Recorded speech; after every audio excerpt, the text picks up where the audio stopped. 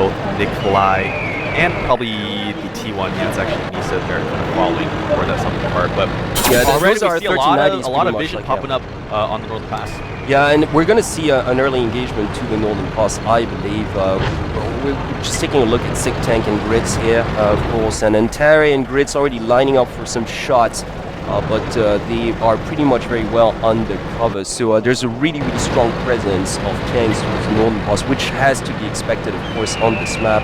And yeah, the two light tanks you had mentioned, closer towards the water, to the southern hilltop, are actually making their way, try to cut their way through to the northern pass area as well. You see Insidious Gaming with the oh, they're going around, and yeah, just the first T1 going down on the ISG side already. They have not been spotted just yet, but I think PvP knows something fishy is going on. Batman should be able to spot them once he peeks his head over PvP that. has to be very careful because they're slowly being flanked at the moment. As long as they see their opponents coming, it shouldn't be too much of a problem there for them. Oh, look at that! Right now. This guy's landing a huge shot onto Anuto, who's actually a little bit trapped here. He's a little alone though. Oh, Death Guy's taking a lot of damage right now. He has to be careful. Great defending coming out from PvP. They had Robin and Anuto, all the kind of angles covered. Indeed, and Grits took a lot of punishment as well, so a definite advantage now going for PvP as well. Just that was excellently defended, as you mentioned.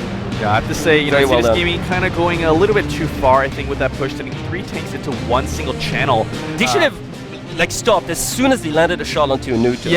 They should have known that he was being covered. And now PvP with the maneuver of their own. They're trying to send their faster tanks around right now, with Anuto kind of being the kind of middle tank, just to be supporting the other ones right now. Yeah, Robin, of course, is trying to come in here.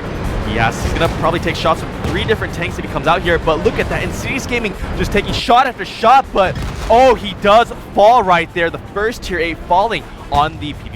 Yeah, but Elite follows straight up, so we are tied in terms of tier 8s. And look at that, Grits is so low, but so is Batman. Batman goes down.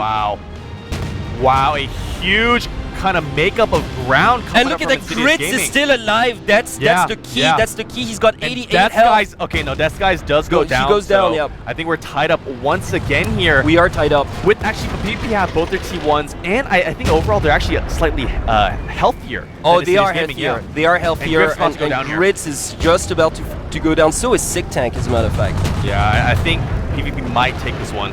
I think they will.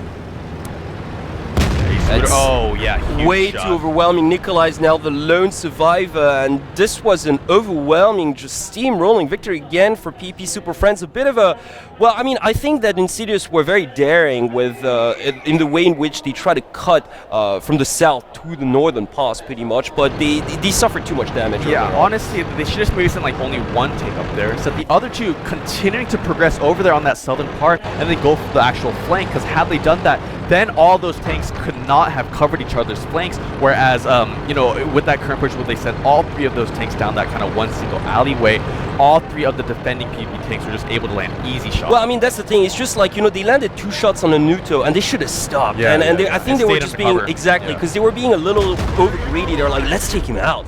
And as soon as they peeked their nose out, basically, then it was, well, 2 of the tanks pretty much on the PP side that started 3, actually. Exactly, landing damage as well, including Anuto himself. As just more than making up for the damage that was initially dealt onto the Anuto tank. So basically, job very well done for PvP, and now a non-negligible advantage to Love already. I know, one more, if Insidious Gaming lose 1 that's I know. Well, we're obviously not there yet, but at the same time, like, yeah, this is a considerable pressure